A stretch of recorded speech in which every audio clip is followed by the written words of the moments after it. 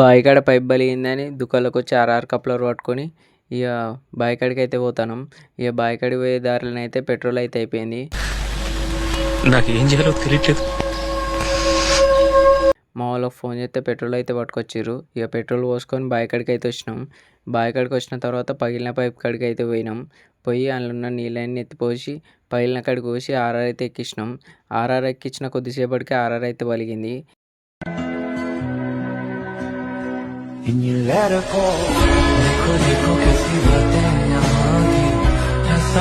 ఇక పగిలిన కాడికి కోసి వేరే పైప్ మొక్కుంటే దాన్ని సగానికి కోసి మంటలను అయితే కాపి ఎక్కించి కారకుండానైతే ట్యూబ్ చుట్టి కదలకుండా అటు రౌతు ఇటు రౌతు పెట్టి ఇక కాలు రెక్కలు కడుక్కునేదానికి అయితే పోయిర్రు.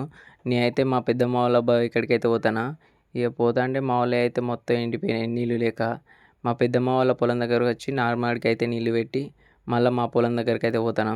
వచ్చినాక బండి వేసుకొని అయితే చిలక దగ్గరికి అయితే పోయినా. ఇక చిలక కాడికి వచ్చి మామిడి చెట్టుకి నీళ్ళు పోసి ఇక ఇంటికైతే బయలుదేరుతాను. ఇంటికి వచ్చే దారిలోనైతే మా పెద్దవ పొలది గ్యాస్ ముద్ద అయితే ఇంటికైతే వేసుకపోమన్నాడు. దాన్ని అయితే వేసుకొని ఇంటికైతే వచ్చినాం. Please like and subscribe.